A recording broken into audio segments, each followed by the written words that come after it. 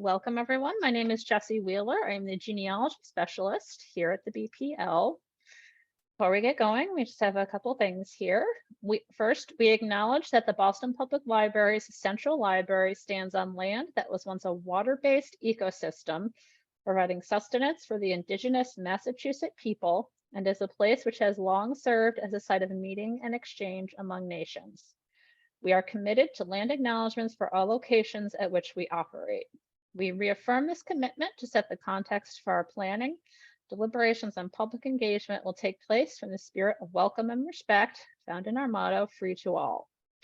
This program is being recorded, and everyone who's registered will get a link to the recording once it's available on our YouTube channel. Also, there is a handout. Unfortunately, it's not ready quite yet. I will be emailing that to all of you tomorrow in our wrap-up email. So you will be getting that tomorrow. Okay.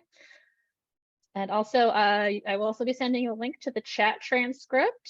So if anything interesting comes up in the chat, you'll be getting a transcript of that as well. And the chat box is open. So if you have any questions, feel free to pop them in there. Okay, and so our program this evening is with Margaret R. Sullivan, called On the Job, Researching Your Ancestors Who Worked in the Public Sector. Margaret R. Sullivan is the records manager and archivist for the Boston Police Department. After hours, she has documented long for African American, Jewish, and early women officers, among others. She collaborated with the UMass Boston Archives and a host of volunteers to document the 1,100 plus men who participated in the 1919 Boston police strike. A fellow at the Massachusetts Historical Society and former vice president of the Irish Ancestral Research Association, Margaret has been researching her own ancestors for 25 years. And with that, I will turn it over to you, Margaret. Thank you very much, Jessie. Good evening, and thank you for joining us. Tonight, I'll be discussing the types of records and information that you might find for ancestors who are employed by towns, cities, counties, and states. Many of the examples I will use are from Boston because the Boston Public Library has kindly digitized so many of the city's records that it was easy to pull the images for PowerPoint. But you might find a similar record on your ancestor in the with the town clerk or the historical society of the town where your ancestor lived. Increasingly, documents of government agencies can be found on the Internet Archive or here in Massachusetts on the Digital Commonwealth. And they're at your fingertips, even if you cannot travel to your ancestor's hometown. I've used municipal and state records to identify the date and place of birth or parents, spouse, children, cousins, photographs, signatures, and tales of scandal and heroism.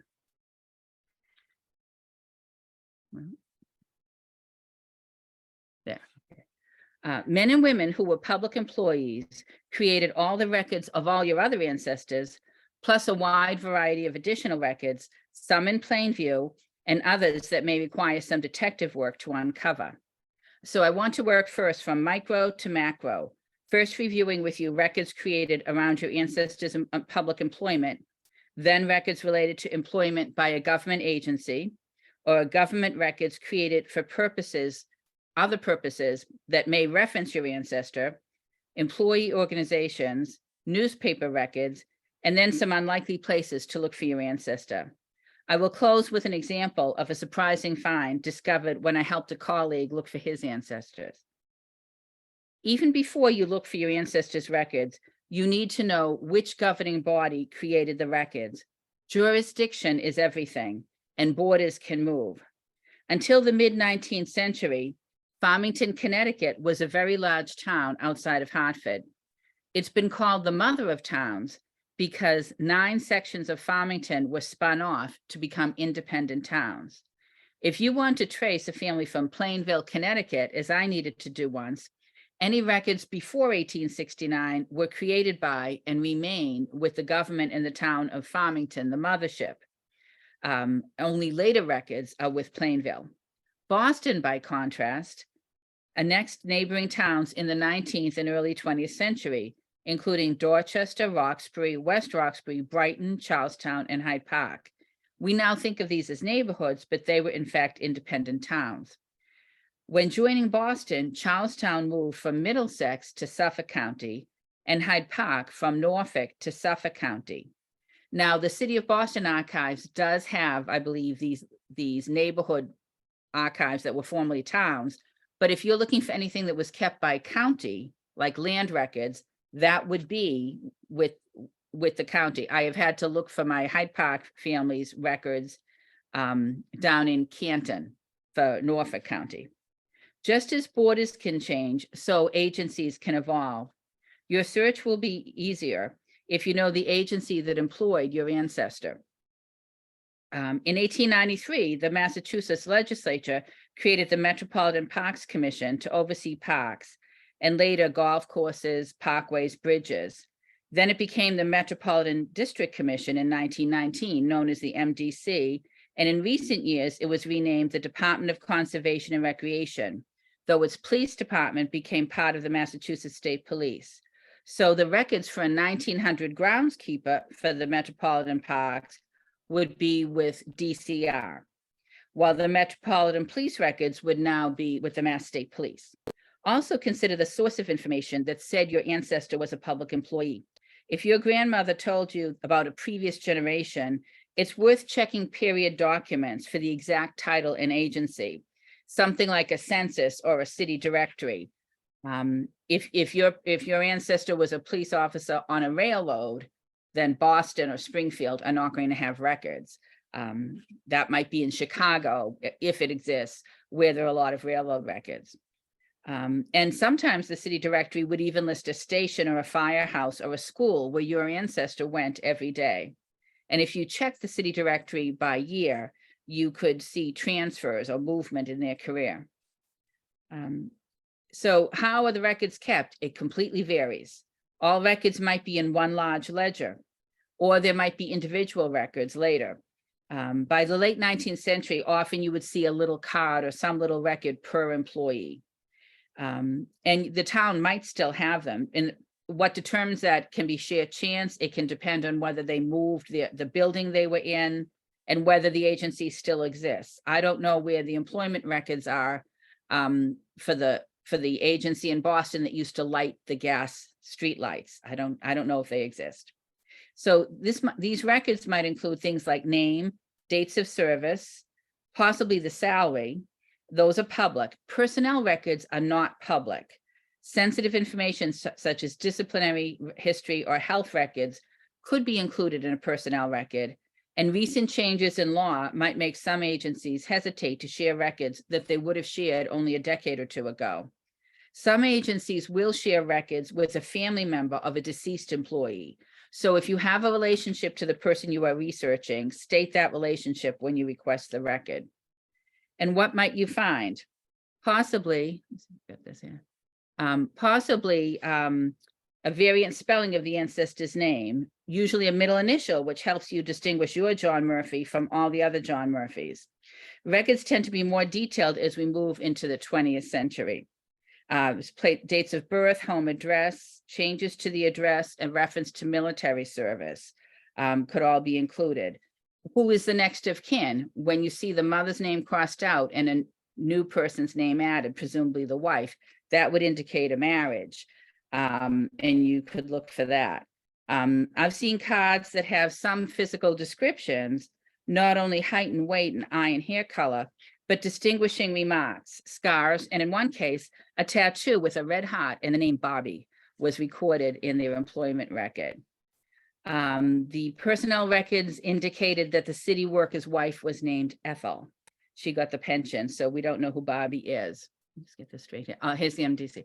So seem to be off here. Some people wore many hats, and this is actually a colonial era from Springfield record. See if I can get this on. No. Sorry. And this is, you know, in say that like the 1640s and 50s, and every man in town had a job at some point that was a public job. They may not have been paid for it. So Thomas Miller was in a committee granting land. He had to maintain the waterworks fence. He was twice the constable, Haywood for several fields, perambulator of bonds and special committees. So his references to his work could be in many, many different types of records. And then also, I think it's worth thinking about whether people lived where they worked. And if it was an institution, like an orphanage, like a prison, certain schools, then somebody might actually have lived there as well. And here they list the overseers for a city agency, and the people with the salary, you know, Master Charles Robbins' salary, $1,200, board in-house. He lived in-house. So those three, Robbins, Walker, and Irwin, boarded in-house. The clerk and the chaplain did not. And then note at the top, the overseers. Your relative, my grandfather was a trustee at a state hospital, and I can look and see some references in the proceedings of the state hospital. You know, they would meet several times a year on policy things. So you can think about people who were not employed. They had another job. They were a lawyer. They were an insurance agent, but they had a public role. This is a picture of the MDC. They don't exist anymore, but I really there was a line of duty officer who had no picture in the National Law Enforcement Memorial. This is William Mateer, and he went through the ice in Milton trying to save a man from Hyde Park. And I was glad when I got the picture that they had MP, Metropolitan Police, on the horse's saddle blanket to recall an agency that is no more. So when they started getting into individual records, this is how small one was. This is Michael Brennan. I have this at work. It's a little index card. And all they would say is when he was appointed, he was a reserve officer. You always were a reserve officer for the first year or two, and up until 1919. And then what division? And he was Division 9. That building still exists. It's on Dudley Street. It's a nonprofit now. And then it just says died July 7th, 1918. He died in the line of duty. His widow got a pension, and she eventually remarried, so she lost the pension. So pension records can tell you a lot about a family. Their baby was born, their first and only child was born the day after his funeral. And then here to the left, it is the records of the police commissioner. Every day, the Board of Police or the commissioner it was one commissioner after 1906. Before that, it was a board of 3 police commissioners. But they would meet every day except Sunday, and the records, whether it's personnel to hire someone or transfer someone, fire someone, make new rules, note the death of someone, were typed up and at the end of the year put in a book. 1919 was the year of the strike, so it was indeed a very busy year. And then you can look too, so here's an actual roster a little bit later. This would have been someone who served in the mid-part. Yeah, he died in 1951 in the first half of the 20th century. And this is on microfilm, so we had to print that out. And in this case, it gives his date of birth, his place of birth, usually not the county. Everybody's looking for a county in Ireland, usually the country only, or the state. If it's Canada, they often would put the province. So there were a lot of Canadians who came to Boston early in the 20th century, and it would say New Brunswick or PEI. It would give the previous occupation, which is good to know because that might be another source of records. The date of appointment, 1926, and then it gives each time they were transferred. If there was a change in assignment or a change in rank, that would be noted. And then toward the bottom, it lists their salary each year, each time it changed. The custom at the time in the police department was they would hire you at a salary and you got a $100 raise each year for the first 5 years. And years ago when I was in college and interviewed some people, a very elderly police officer told me how important that was. Once you got the police job, you could get married because you knew what your salary would be and there would be that increase. So you could move out of your mother's house and pay rent and have your wife and a family. But if you notice in 1931, Officer Quinlivan was making the full $2,100. And then in 33, it dropped down to $1,785. Mayor Curley during the Depression paid them for 4 days a week, not for 5. And where could people go? You know, there was no union, and I think they felt that people thought you were lucky to have a job. And then it was restored in 1935. So even looking at the salary can tell you some things there. So I like especially to look for leaves of absences. Workers had to justify their absence, and they were not necessarily paid for sick days, and they did not have personal days. So each winter you can find documentation of la grippe. And in 1918, huge numbers were out with influenza and a good number died, or they were out to care for a sick relative. Once I found a notation that someone had 5 days unpaid leave to go to their sister's funeral in Oswego, New York. And that can tell you where the rest of the family went. And then if you had an injury on the job, whatever your job was, there'd be even more documentation. When people lose everything else, they keep records of money spent.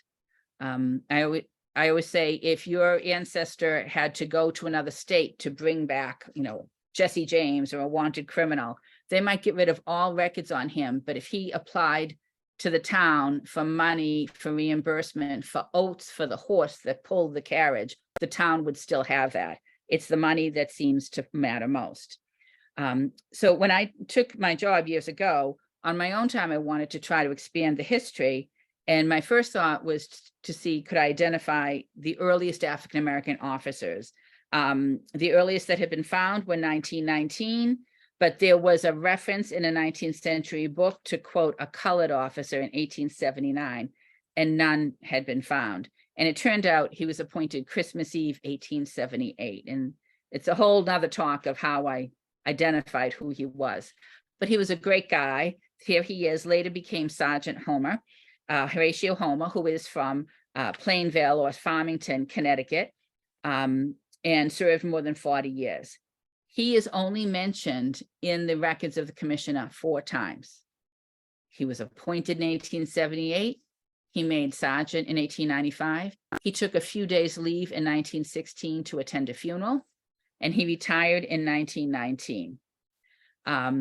He was a clerk at headquarters, and often you can see here his signature. He often witnessed when newly appointed officers swore the oath of office and then signed that they had taken it. He often was the one who would witness that. So his name is there more often, but 40 years, no discipline, and no transfers. He stayed within headquarters. And so not a lot of records there. But that attended a funeral in 1916. I found that curious because I sort of knew his family back in Connecticut, and it said he was going to Worcester. So what I did was I looked at people in Worcester who had died that week, and I think it said he was going to visit a cousin's funeral. So I looked at everyone who had died that week, and there were only 2 who deceased who were African-American, and I couldn't connect them to Homer. But one case, the gentleman's wife was from Rhode Island, but her parents were from Connecticut. And indeed, this was another line of the family. She was quite elderly and on her own. So I think he went out to assist. And her ancestors were better documented than his were. So that was very helpful to me. You might also find a reference for an absence for military service. And that leads again to more records. In World War I, the Great War, the city of Boston simply noted the date of departure for Army or Navy service, and then the date of return. So here is the 1920 annual report for the Boston Public Library, and it notes, so this is already 1919, 1920. So after the war, it notes that Miss Edith Guerrier, and the date of departure for military service and the place of assignment. She was in Washington. She was not overseas, but she was in Washington. And then she was promoted on her return. So records of her war service are noted 2 years after the war ended. By the Second World War, there might be more detailed information on service and rank and even the serial number. And that could help you identify in the military other records. This is the record of Patrolman Daniel P. Toomey, who worked in the Brighton section of Boston, Division 14. He married the parking clerk at the Brighton court, whom he had come to know while dropping off tickets. Toomey was in the Army Air Corps, we can see here, so he left, and it gives his address. And when he left, which was March of 43, and when he came back, October of 45. So some months after the war ended, he was a staff sergeant. And then it gives where he was assigned, the unit he was assigned. And once you know where they're assigned, you can look at the unit history and really follow them across Europe or across the Pacific. It gives his serial number, and that will tell you how to request the records from the military, and the date he returned from duty. After being away for years, he got, all of 11 days off between discharge, travel home, and back on the beat. 4147th AAF, Air Force, Army Air Force Base. What is not recorded here, and people did not know till later, was that he and his crew were in a top secret mission and were shot down amidst heavy enemy fire, and they went back to base with one engine. The next day, they took a second plane out and they were shot. I'm sorry, the first day they went out and they were in heavy fire and came back with one engine. So these adventures are recorded. And the second day, the very next day, they went back out. He was shot down and he spent the rest of the war as a POW. And in 2007, after Patrolman Toomey had died, the Air Force publicly discussed his mission and awarded the crew, after their death, the Distinguished Flying Cross. Perhaps the most interesting part of the records would be the application. Applicants indicated years of schooling and sometimes the name of the school, which is another place to look for records. They might list previous employment, another place to look, and also skills. Can you ride a horse? Can you ride a bike?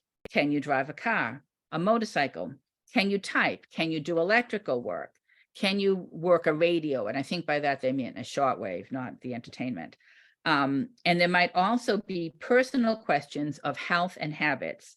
And I would just recommend you take this with a grain of salt.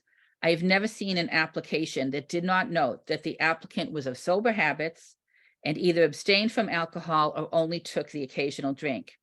You might also find job references, and they were sometimes from a previous employer, often from a clergyman, which can help you identify their house of worship, which could be other records.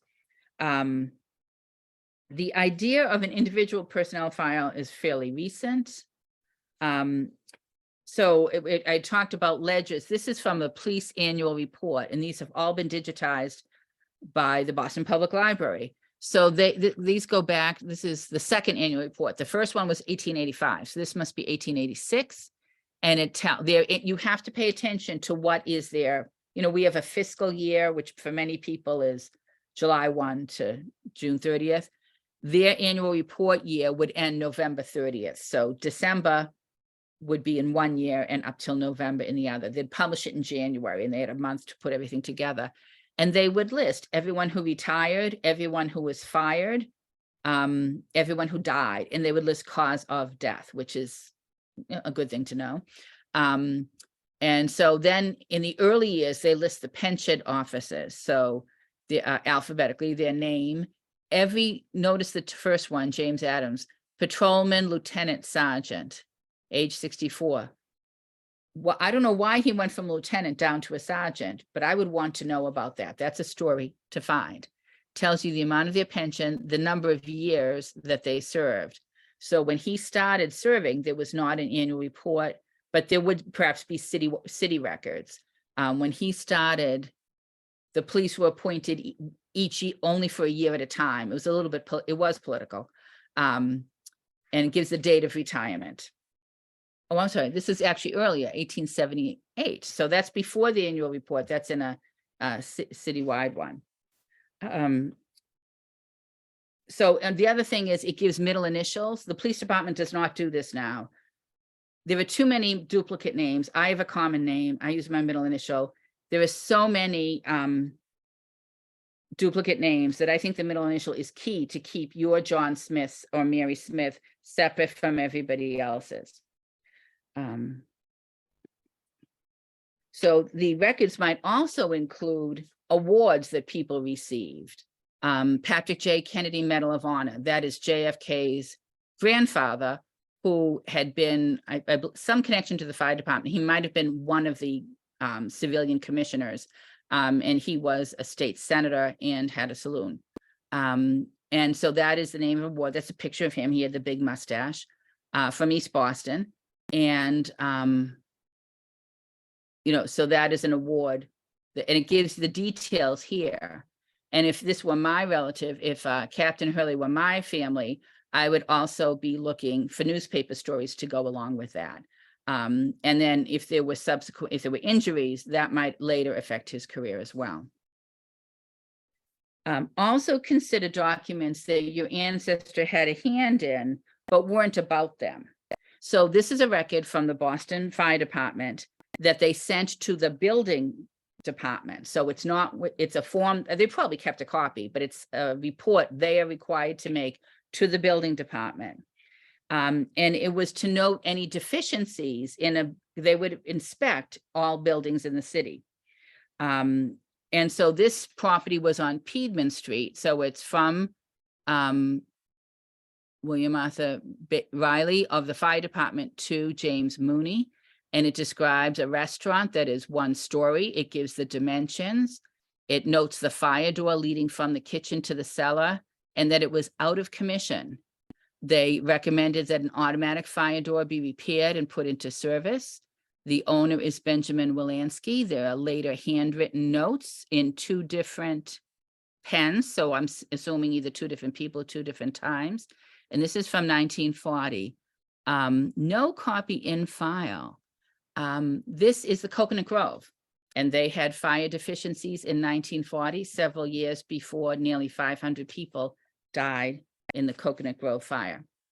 But it would be interesting, you know, to pursue these men, or if you had so many police and fire were at the Coconut Grove that you can, and it affected them so much to see so much death, and many of them were young people that they you know, that they had to care for and transport and identify. That if you had a relative who was at the Coconut Grove, even a medical person, I think that's something you would want to know, because it was life-changing for many of them. I'm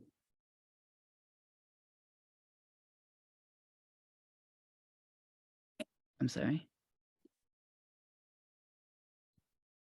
And so this is the report of the actual fire, and somebody had to write the report, however big it was, and somebody was the first to respond and to notice it.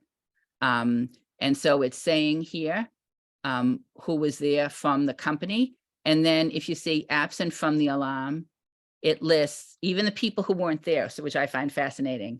One was off duty, but he reported to the fire when he heard about it. One was on military leave, so that guy could be in the South Pacific somewhere, but he's noted. One was off the platoon, one was injured, and one was on a day off. And here is the actual Coconut Grove. Then there is scandal. This is a scandal I found quite by accident.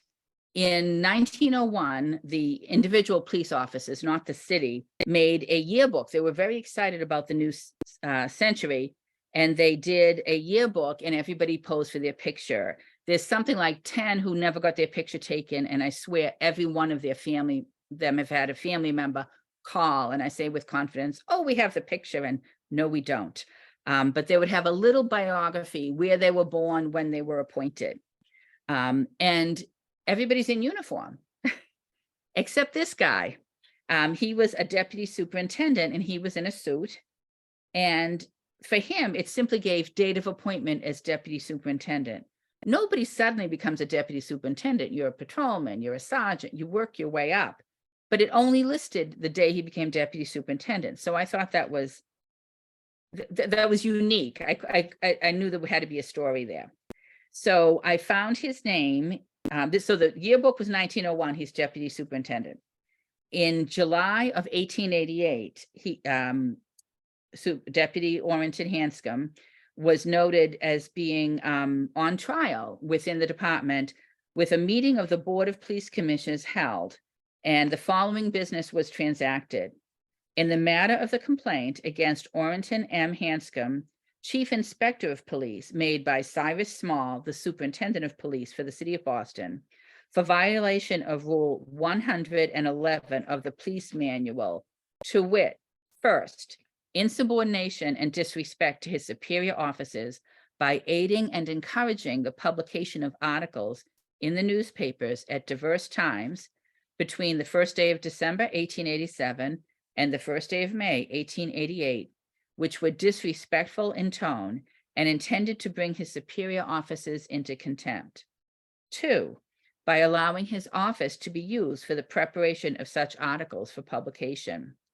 3, by speaking disrespectfully of his superior officers in a public place on the 8th day of May, 1888. 4th, immoral conduct, in that the said Chief Inspector Hanscom, he being a married man, did on the 23rd day of October, 1887, and on the 11th day of January, 1888, and at diverse other times, take a woman whose name is unknown to complainant to rooms marked private and marked number 9 and number 10 up 2 flights of stairs in the building numbered 7 Pemberton Square. That was headquarters at the time, which is where the courthouses are downtown now. And remaining there with her at one time 1.5 hours, and by so doing, bringing scandal and disgrace to the police department. A violation of Rule 153, by falsely stating to the superintendent that he had employed a man named Smith to aid in convicting criminals by going to the county jail, Charles Street, several times daily for the purpose of obtaining evidence against Adam Cliff and others who were arrested on the 13th day of January, 1888. Violation of Rule 111, by presenting a false bill amounting to the sum of $236.50 and fraudulently obtaining money of the same, saying that it was a payment for the man named Smith. It appeared that a hearing was held, and after being given proper notice, this is due process, they have to give you notice and a hearing to fire you, served on the said Orrington M. Hanscom by giving him a true and attested copy of the charges and specifications on the 31st day of May, 1888, and set for the hearing. He appeared by himself and counsel and pleaded not guilty to the charges. And upon the evidence presented to the board, they find and adjudge that the said Orrington M. Hanscom is guilty of insubordination and disrespect as set out in Articles 1 and 2. And it was voted that he be dismissed from the police force, and he's accordingly hereby dismissed. They find that the balance of the charges set out were not sustained. In 1894, so years later, 6 years later, a meeting of the police commissioners was held and the following business was transacted. It was voted that they certify Orrington M. Hanscom a veteran of the War of the Rebellion and formerly Chief Inspector of Police in this city for appointment as Deputy Superintendent of Police. Commissioner Whiting dissenting. There were 3 commissioners, 2 voted yes. And the Board of Civil Service certified that he had completed all the requirements of law, that the law required. What happened was someone else admitted to spreading the stories. There was an Officer Mountain who did not admit he had done this in 1888 because he was worried about his pension. And then by the 1890s, he was retired, his pension was safe, and he confessed that he was the one who spread the stories. People knew that Hanscom had not, and he was given a job, actually a higher ranking job back. Not everyone is so lucky to have a chance to get their reputation back. Deputy Orrington Hanscom did make good use of his time on the force. And during his years in exile, he did detective work for the Borden sisters of Fall River, Massachusetts, when Lizzie Borden was charged in the murder of her parents. he was the one who asked the maid, is Miss Borden missing any of her dresses? And it turned out she was missing the one she was wearing the day of the murder. And at that point, they stopped employing him because his questions were not convenient. Consider affinity groups. So here is Orrington Hanscom, whom we just saw. He was a Mason, so a Masonic card will tell you what lodge he joined, which might have been in Boston or might have been in his home in Maine. You can look it up. And they would normally list your occupation. He's already a police detective, but sometimes, you know, if they joined before they were in the public service, that you can find out their other job. And it also gives an exact date of death. And that's really handy if someone, when they retire, moves out of state. And next to us, we have a newspaper, not a great newspaper clipping, but a clipping. There were always different social groups having dances and fairs and things. And over to the right is James Gillespie, and he became a police officer. And it lists here that he's in the County Donegal Society. So we can surmise we are better off looking for his records in County Donegal than in the other 31 counties. Yearbooks are very valuable, and they include pictures. I have found the pictures more so in the 20s. So Lampus is the yearbook of the old Teachers College. The Boston Normal School became Boston State, then merged with UMass Boston. My grandfather's sister, who died young, went there. They didn't start taking pictures, including pictures, until the year after she graduated. So we have no picture of Catherine. This, however, class of 30, is my headmaster from high school, Miss Carroll. And she had the same hairdo when I knew her many years later. She had been head of the science club. It's interesting to think of someone you knew in a very serious role when you were a kid and they were older as a young person herself. But these are good sources. And when you think about it, every teacher anyone ever had, any teacher in your family, you know, from the mid-19th century forward, would have gone to a teacher's college. So that's a good place to look and follow things through. And then pictures. So this is actually my dad's in the middle. This is his 1938 class picture with Miss Sweeney. So there would be something like 30 copies of this picture. I don't know how many survive, but Miss Sweeney is in many families' collections of photos. So even if you don't have it or the school didn't keep it, that doesn't mean it's not out there somewhere. Nurses, public hospitals employed nurses, schools employed nurses, prisons employed nurses.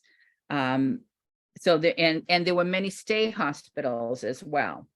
Every nurse would have gone to a nursing school.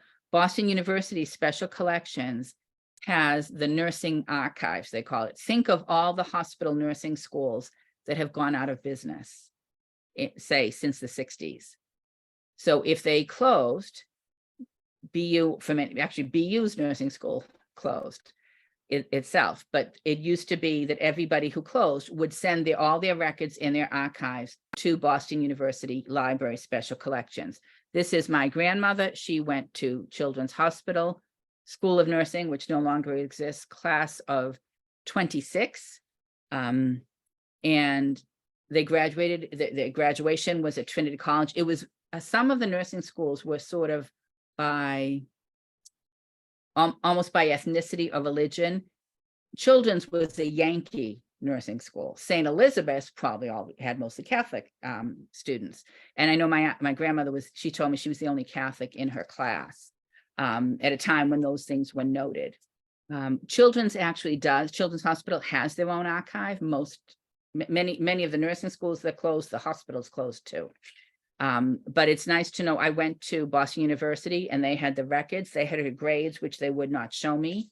They had her attendance, and she had to stay longer than the other students. She had missed 2 or 3 weeks of classes, a certain year, and that was the year her father died. So I have to think she took some time to go home to be with her family then.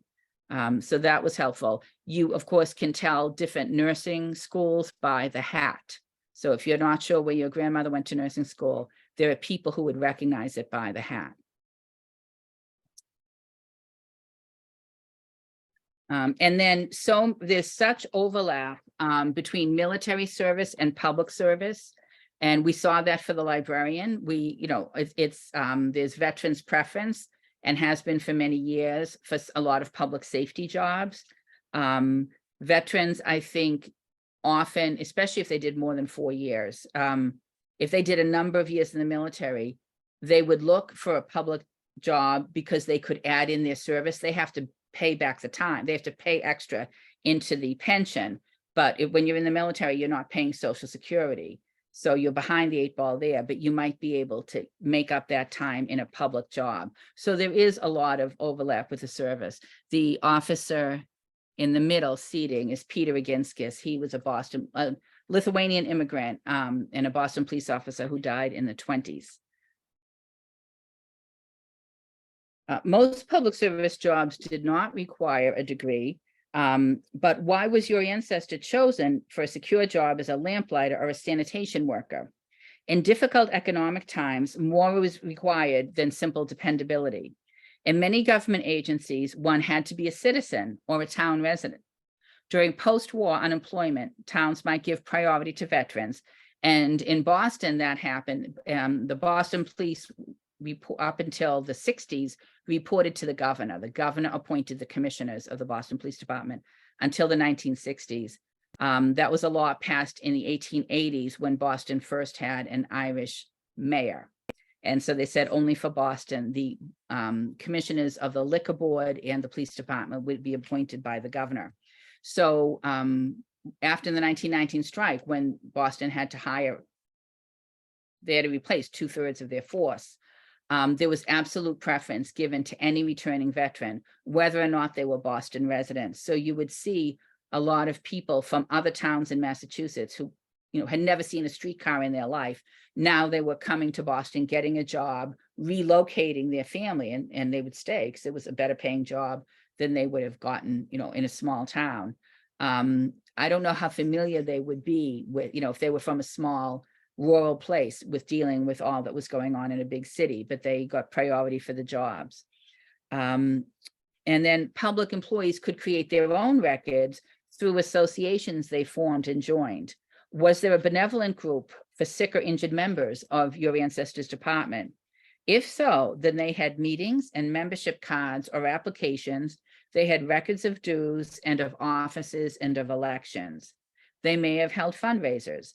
They may have made notations when a member died. Sometimes you will see in the obituaries, not just the obituary of the person who died that the family placed, but they will say, members of local XYZ, our brother so-and-so has passed away. Was there a summer baseball team also, or a whist party? And this is the Division 9, again, Dudley Street in Roxbury, the Division 9 baseball team. And there still are some athletic groups. There's running clubs. The fire department has a whole social hall.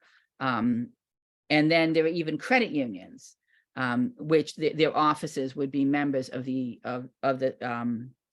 profession that they serve. Look also for conferences. People could be sent to a national conference, to a state conference. They could be sent for training. These women were police women and probation officers and social workers who went to a conference at Framingham State Prison, which is the prison in Massachusetts that houses women. The woman all the way to the right is Irene McAuliffe. She was in the group of 6 police women appointed in Boston in 1921.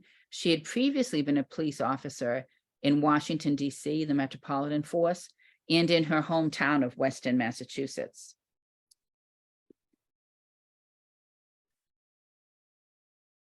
So and then there also, this is another example, I'm sorry, another example of a yearbook. And they give the background, these are firefighters, the background information on them, where they were born. This was a book I just happened to find online, and I won't go into detail, but of the Chicago police, with a picture. And it gave such history. One of the men had traveled all over the country. He'd gone to South America, he had landed in California, he made a fortune, he lost a fortune, then he moved to Chicago, and it gave his movements all over. Nobody would ever otherwise have known that he was in Kansas one year and he was in Bolivia another year. So these can be very, very helpful. And searching for the right terms on the Internet Archive can yield quite a bit. This is from the yearbook, the 1901 yearbook that I mentioned of the police department. And I was interested because these two gentlemen on the left are the great uncles of the boy on the right who grew up to be John F. Kennedy. Obviously, he missed his calling. He intended to be a police officer from his Halloween costume. James Hickey on the top was his father's favorite uncle in East Boston. He became a captain.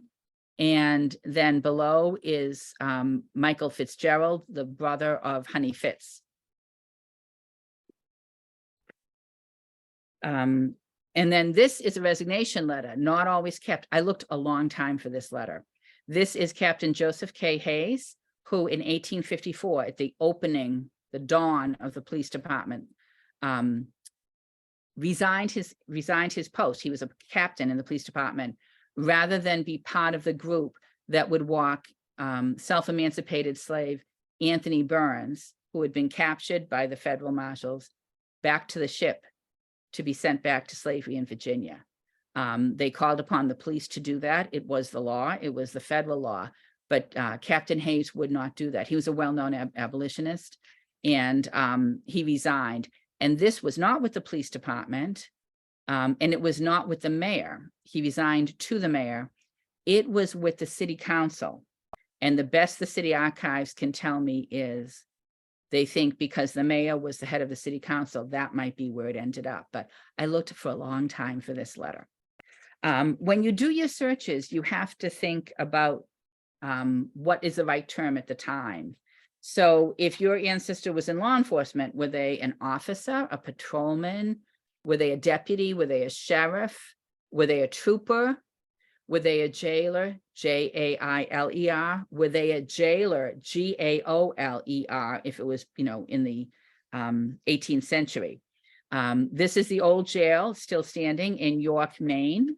And the records, for some of the records here, are in the Massachusetts legislature, because in the 1790s, Maine was part of Massachusetts.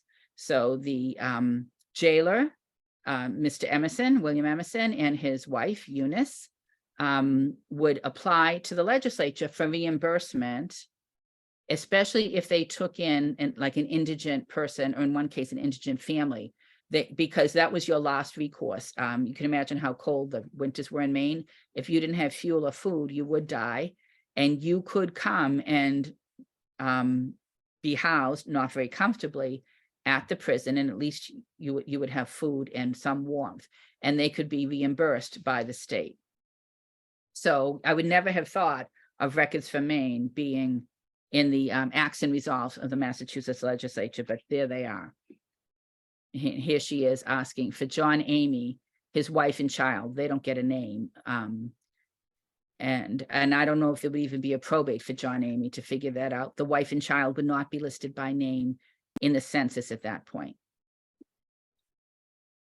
And then also I have found in the acts of the legislature, special laws that only apply to one person, that someone had a special situation and it took an act of the legislature to make it happen. I asked a reference librarian at the Boston Public Library, what do you call these laws that are, they're so narrowly written, they're only for one person? Is there a name for that? And they found that William Sapphire called them red-headed Eskimo laws. because it is so narrow that it would only apply to the one person who had red hair and was an Eskimo.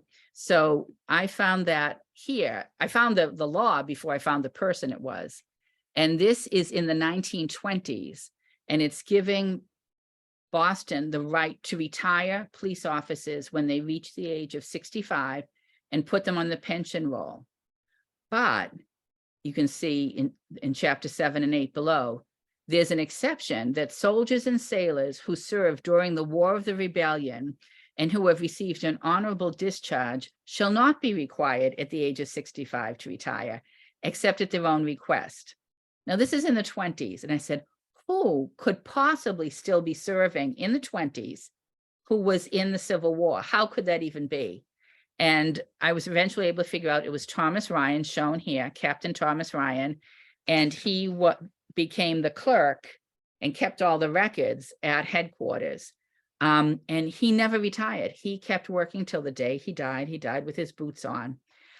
He had been 14 when he was in the Civil War. He had been a butcher's helper, served in the Civil War.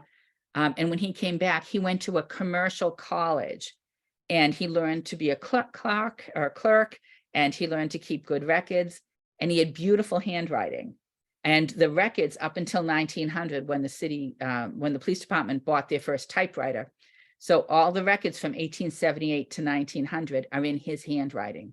And they actually put in the obituary that he had a beautiful hand. And then you can also look for your public employees. Sometimes it's easier if there's no record on them. Think of places that did keep records and look there. And so one thing I thought of was presidential records. This is a picture of Teddy Roosevelt campaigning in 1912. So when he was the Bull Mooser in Massachusetts. He's actually in, I believe, Swampscott at this point. And there's a nice picture of a Swampscott officer, and you can see their hats and their numbers. And those officers are recorded in information about Theodore Roosevelt.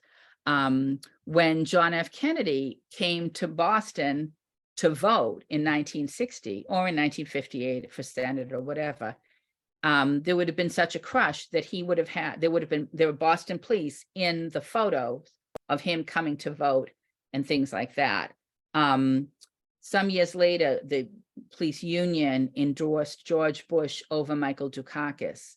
And I thought, oh, the Bush people have information on that. And I did call the Bush Library, the George Bush Senior Presidential Library. And indeed, they do have records of the campaign. Those are privately held. They're owned by the Republican National Committee. They're not owned by the National Archives section of the Presidential Library. And at this point, they are not public, but they are there in storage. So someday, any letters back and forth or information on that day will be made public. And then again, look for your ancestor's name in every permutation. So one of these gentlemen is someone called and asked about their ancestor, and I had just a very simple roster card, but he had found that I checked with the library for the name because they have a lot of photos from the old Boston Traveler that went out of business, and I just gave the name. And didn't they find here the ancestor? The short man there is Charles Ponzi, who invented who publicized the Ponzi scheme. And here they are bringing him back by train to South Station. And he is handcuffed to Sergeant Mulry, who was the person we were looking for. So they all made it into the paper at that time. And then I found information with the FBI on this gentleman. This gentleman is Captain and later Deputy Superintendent James T. Sheehan, who was well known as a very honest cop in a time when a time of easy virtue, as they would say. And he was there's something you can do special training at the FBI Academy, police who are lieutenants or above around the country, and they get like a 3-month course, and they feel it's pretty elite. And that started in the 30s, and James Sheehan was the president of the first class. and was involved with the alumni. And so through his career, he would get congratulatory letters from J. Edgar Hoover as he moved up. And there's information on him in the FBI files from J. Edgar Hoover. So you want to look for both. Anytime a letter is sent, it could, there could be a copy with either side of the correspondence. Wait a minute. Okay. So the office is Murphy. Some things run in families, and I think that happens with firefighters, with nurses, often with teachers or police officers. So the older picture here is the offices Murphy of, most of them were in Boston, and there was one metropolitan and one was with the railroad, about 1912. The four on the right are the four offices Murphys. They're the great-grandsons of one of those offices and the great-granddaughter, and they were all serving in the Norwood Police. Their father was in the Norwood Police. Their grandfather was in the Norwood Police. And the gentleman sitting there is their father, who was the chief in Norwood, and their son has started a group of their father on eBay. And our father, which are on eBay, and simply by having a search out there with the name, he has found all kinds of photos, and they could be from anywhere. Think about it. In those days, they had AP or UPI photos, and if they had a good photo, they would put it out over the wires, and the photo might go to Chicago or California, who didn't print it necessarily, but they had it in their collection. And when those newspapers go out of business, as sadly so many are, all their photo collection is up for auction or can go to eBay. Somebody can buy it and sell it. And so a picture of something in Boston, or in this case, Norwood, that never got printed in Chicago might be in a collection in Chicago. Look to see what is people's day job and where I like to look at where they physically worked. So this is an H.H. Richardson built library in Woburn.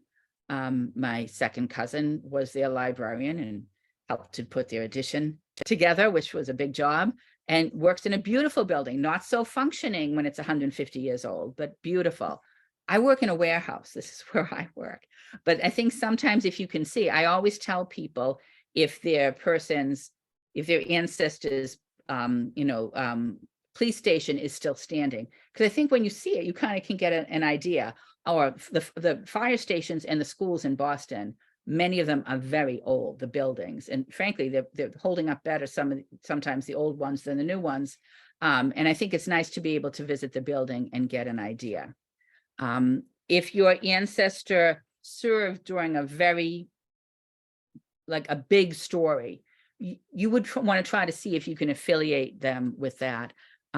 Here is someone, the firefighters, they had to respond to the molasses flood, and they actually lost a firefighter at the station in the molasses flood. So these big stories are places, the coverage might well, tell you a lot about them. This is the best record I have found. The firefighters in Boston keep wonderful records. A group of current and retired firefighters have done yeoman's work to preserve them and to document them. And they have a great website. They can look up, if you contact them, they'll look the person up. They have a photo in most cases. And it's a wonderful thing. And I can tell you the police department does not have that, but it's mostly done by volunteers, including former Commissioner Paul Christian. I did a project with the help of a lot of volunteers and the UMass Boston archives just before COVID. It was like a 5 or 6 year project. I wanted to identify what happened to all of the 1919 police strikers. This was about 11 or 1,200 men who lost their job, and it changed their lives forever. What happened to them? The governor became president, Coolidge. We know what happened to the mayor. We know what happened to the commissioner. What about the people who actually were the strikers? And we wanted to, if we could, get a picture of each one. And quite a lot of firefighters in 1908 took the exam to become police officers because the police were giving them 1 day off every 15 days. So there was a big transfer. Now it's going the other way.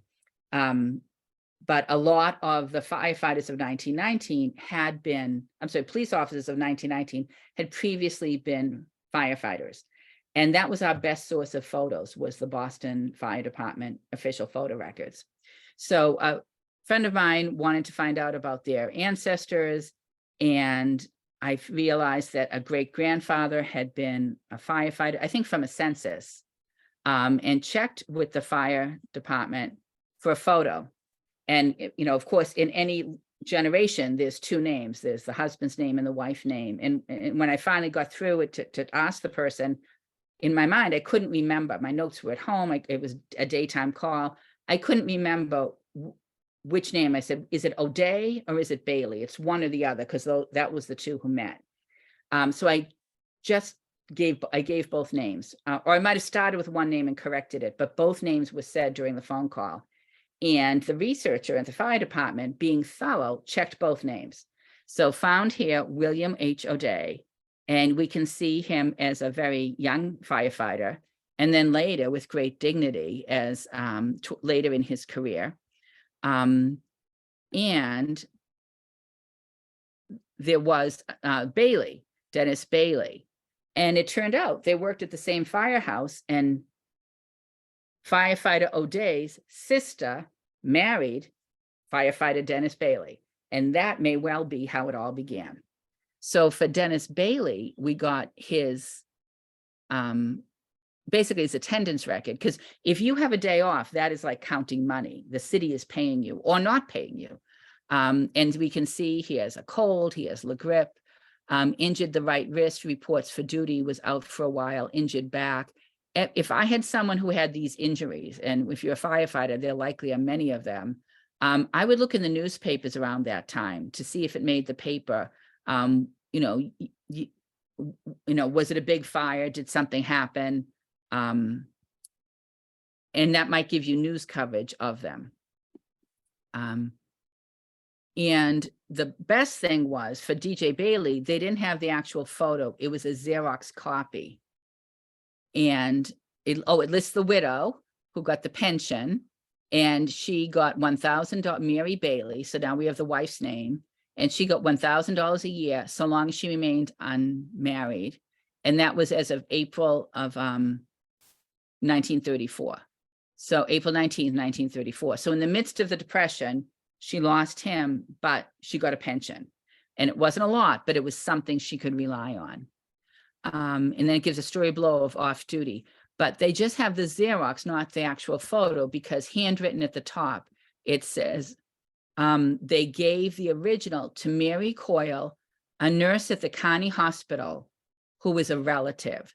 So with this record, we not only found two ancestors and stories about them and photos, but there is a cousin out there named Mary Coyle, who's a nurse, who's also doing family research.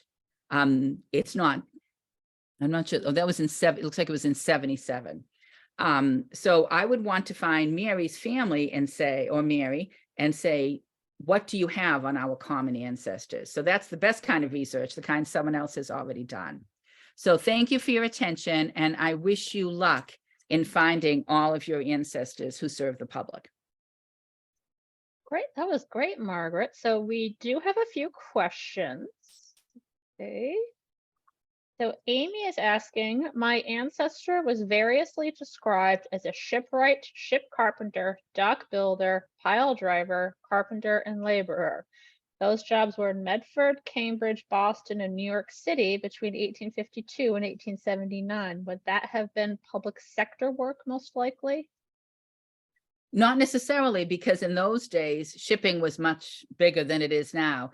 When you say Boston, if someone said Charlestown, I would say possibly yes, because the Navy shipyard, you know, well, it's not the way the Constitution is, that was a Navy shipyard. So I have an way long ago ancestor who was variously a carpenter or a ship's carpenter. They lived in Charlestown. He worked at the Navy Yard. So he may have been a public employee. If you think of the people who worked at the Quincy shipyard, they built all sorts of ships, and a lot of those ships were for the military, but they worked for the private company that got the contract. Bath, Maine is another place. So not necessarily, but they could be truly everything that happens in the private sector, a nurse, human resources. I had the our electricity failed today. I had the electrician at my office today. All the plugs went at once. So this gentleman is an electrician, and he's I hope a qualified electrician, but he works for the city of Boston. People who fix cars, there are mechanics. Back in the day, there were hostlers. Somebody took care of all the horses that pulled the prisoner wagons. So you have to think, that way. So there was, there were gardeners who worked for the city. There were grave diggers who worked for the city. So almost any job has a public, hires some of those people to work in the public. But, in the 19th century, most shipbuilding would have been private. The Navy was much smaller. It's true. So And you know what? Lynette Don't just think of the Navy. When Anthony Burns, the man who had been enslaved, was walked down to the dock and put on a ship to go south, there really was not much of a Navy. It was a revenue cutter that escorted them to make sure those Bostonians didn't get rowdy. We're the people who throw tea in the powder in the harbor. They don't know what we might do. So the revenue agents, they were trying to stop smugglers who were trying to avoid paying tariffs coming in, paying duty to come in.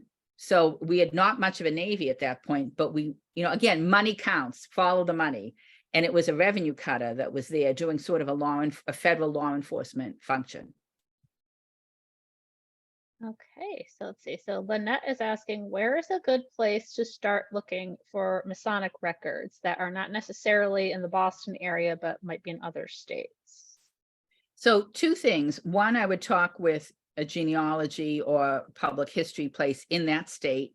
And two, I would talk with the Masons, who are highly organized. And you should also look in newspapers. Like in Boston, there's a Masonic Lodge, downtown Boston, like on Boylston and Tremont. And then there's in Lexington, they have a big center where they do displays. It's a museum.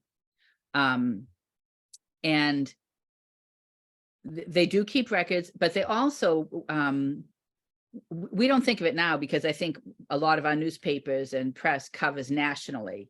You're more likely to know that a Hollywood star died from an obituary than that a longtime school principal in your town died. They're just doing everything national. That nobody's writing stories anymore that are local. But it used to be that socially, people socialized by groups, and they would have whole social pages. And first, they were sort of in rank order. They would list all the Yankee things. So the Masons, the Masons, I always think the Masons very interesting for police. Catholics are not allowed to, the Catholic Church does not want Catholics to become Masons. So in the Masons, you had people of old Yankee or recent Yankee, it could be people from small towns in Maine and New Hampshire were in that group, and African Americans were in the Prince Hall Lodge in Boston. So I always thought that was interesting. That's something, Black police officers had something in common with, the high-ranking officers often that other groups, the Italian or the Irish or the Polish officers did not have. So they, they might have been in parades together. They might have been Shriners together and socialized. But in the social section, first they would say there was a fair, or there was a concert, or there was it was their 50th anniversary of the lodge. So it would be the Masons, the Odd Fellows, groups like that. Then they would list things that were ethnic, and there might be the Saint the St. Apollinaria Society from the North End, the Roma Band, the Knights of Columbus, the Foresters. And then they would list the African American groups, and they could be it could be the Prince Hall Masons. There were separate lodges for some of the men's groups. There were a lot of women's groups. And there would be some things through churches, like the St. Mark's Literary Society. I hear a lot of people who joined that. There would be some political supper clubs for different groups. And that might be a place where people made connections that helped them in their public service job. When I see someone who was hired in the 30s, I always tell people, try to figure out who your ancestor knew, because everybody wanted a job in the Depression. And they were hiring very few people. So if someone did get that job, it might have been, that they had some connection somewhere. So, but good luck in your other state. And I would say go both ways, go the genealogy route and go the Masonic route. Excellent. Okay, let's see. Nancy is asking, I believe my grandfather was a drawbridge operator during the Depression for Boston. Where would I start my search to find his records of employment? Okay, so that would be, I think, we're a long way from private bridges. So that would be a public job. And what you want to do, and we get this question all the time at work, that people say, oh, he was like a police officer in Boston. That doesn't mean he was a Boston police officer. There's state, there's metropolitan. And when people in California say Boston, they might mean Salem. Their idea of Boston is bigger. So first you want to figure out, if you can, the bridge and who has jurisdiction over the bridge. Is it a state bridge, which I think the Tobin Bridge is, or is it something, there's a drawbridge on Morrissey that I've gotten stuck on the wrong side of. I don't know who does that. So you want to know who controlled the bridge and then look there for the records. So in the handout, I'm going to do a link to the Boston Public Library page, and they have, you might remember, I don't know if the Herald still does it. They used to have a section in the online Herald. It was green, and it was your tax dollars at work. And it would list, all the state employees or all the city employees, or I don't know if they got the T, but they would list every name and their salary. It's public record. They can list that. The city used to print that. And from something like 1905 to 1937, they were published in books, and you could look them up, and the library has kindly put them online. So there probably is, maybe it's under Public Works, but a bridge section. People are listed first by the agency they work for, and then in rank order. So you would have the superintendent of schools, and then the assistant superintendent of schools, and then their secretary. And then they would list each school and the principal, the vice principal, the teachers, the custodian. They would list you by the place you worked. And they would list your name with the key middle initial, your home address, and your ward and precinct. They would list your salary, and they would note when you were hired for that job and when you were hired to work for the city. So if you had a different job, it would tell you, or if you were a school principal, but you had previously been a teacher, it would have both when you became a principal and when you were first hired by the school department. So I would say that goes up into 1937. I would say look there to see if you believe they were city. And if you look for them in the census, it will tell their job. And often they say, they don't just say like, bridge operator, that, they might say, because it says employer, and they would probably either list City of Boston or MDC or the state.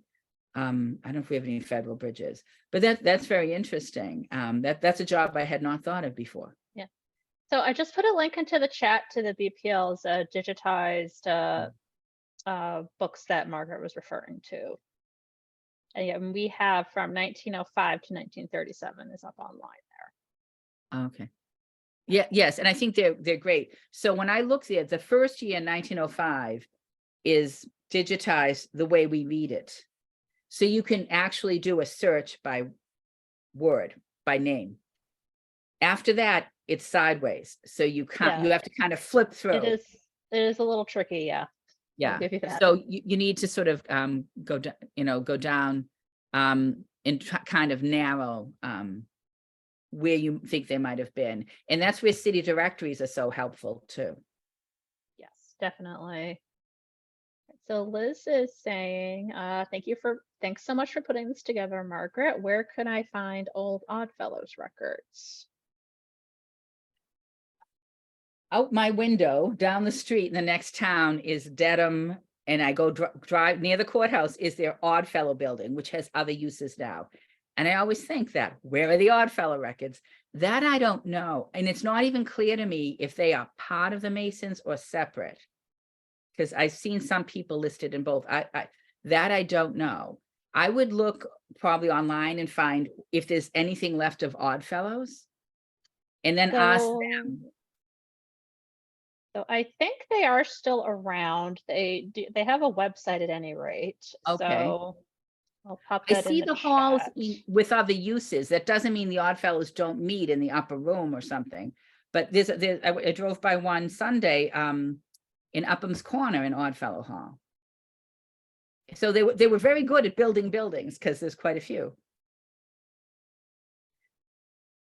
There are. Okay, let me see. So Penelope is asking, so might there be fire department records on a big Springfield fire in 1877 that destroyed a locomotive warehouse? My fourth great grandfather, a watchman, was burned to death in the fire. There are newspaper records. Wow. There may be records, and Springfield has had some really tough fires. I can say that. There's sadly a long history of that. And so I would start, I would start with the Springfield Library. You have to find the right person in the fire department to ask these. So many public agencies, they're very busy dealing with the here and now and whatever they need to do for tomorrow. So you would want to find the right person, or maybe even talk to someone in the firefighters union, because at least in Boston, it's the people who retire. I've seen them at libraries researching the land records of firehouses, and I'm so impressed, with the work they're doing. So you want to find the right person if someone would know. And this sounds awful, but this is how society was. The records might have been created around insurance or around the pension, around the money. So if he were, if it's a locomotive warehouse, so it sounds like he was not a public employee. The fire department would have responded, but it sounds like this was a privately held thing. So there may not have been a pension. But I bet you whoever owned it submitted an insurance claim. And so even if you have records on the fire itself, you might later want to look at business records for the company or whoever owned it, because there might have been a settlement several years later. There might also have been court action, not always, but sometimes. The officer Michael Brennan, that I showed you the card, and I said his widow gave birth the day after, and she got a pension, but lost it when she remarried. This is how he died, and I was shocked. In those days, you had to go around and try the doors as you walked your beat of all the businesses, because people would break in. You want to make sure everything is secure.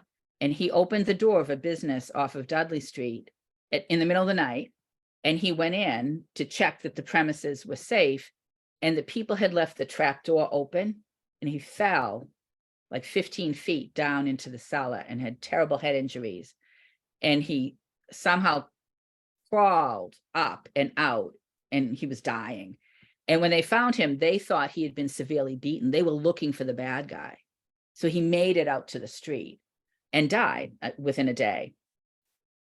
His widow, in his case, ended up in court because she sued the store owner or the property owner, saying you were irresponsible both to leave it unlocked and to leave this thing wide open, knowing that a police officer had to go in and check.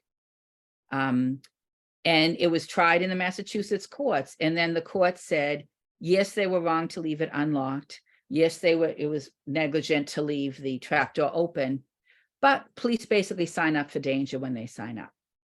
And she lost. And at that point, she remarried and moved back to Ireland with the baby. Yeah, she was like, the heck with this. Yeah. So on the fire, if several years later, someone was found to be responsible or negligent, either someone setting the fire, or if the company, the poor man died, was it not safe where he worked? Was he heroically fighting the fire? Did the stairway collapse and it was predictable because the building was in bad repair? You know, so I would look in the newspapers also to see if there's any court action there. Okay, so that's all we have for questions. So I think we have a couple of minutes if anyone thinks of something otherwise. You can always feel free to send us an email. And just as a reminder, this program was recorded. I will be sending a link to the recording once it's uploaded to our YouTube channel, hopefully later this week. And you will also be getting a follow-up email from me tomorrow with a link to the chat transcript, as well as Margaret's handout. Okay, I see that somebody mentions a grandfather who died in 1962. It's possible that we'd be able to get you a photo. Like everybody has an ID photo. And sadly, they usually take one when they're a rookie, and then middle career, and then at the end. And you can see what 32 years of walking the beat out in the cold did to some, you know, they age over it. So if you contact me, I don't have the photos, but I know who does. And I could look to see if there's the photo. Somebody says their grandfather died in 1962. okay, Okay. excellent. Yes. you. Yeah, I'm assuming you're going to put your contact info in the handout. Yes. Yeah. Okay, excellent. Okay, so you'll get that as well. Also, Liz has a comment for the person asking about the bridge operator. And yes, this is true. So there's a bridge division in the city record, which so the city record is something that the BPL also has, and I can send you a link to that. It's an official publication. It's mostly used to advertise city contracts and other legal notices, but it's also variously had other things like press releases and different articles. So we do have a bunch of those digitized. So just put a link in there into the chat. Okay, so I think that's probably it. So thank you very much, Margaret. This was very informative.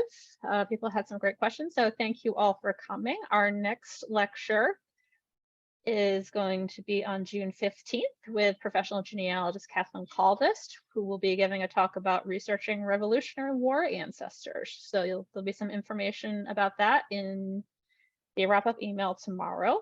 And if you're interested in our genealogy classes, I'll be teaching a class in a little over a week called Genealogy Using Your Directories to Research Your Ancestors. So you'll be getting a link to that also as well if you're interested. So once again, thank you, Margaret, and thank you all for coming, and I hope everyone has a good week.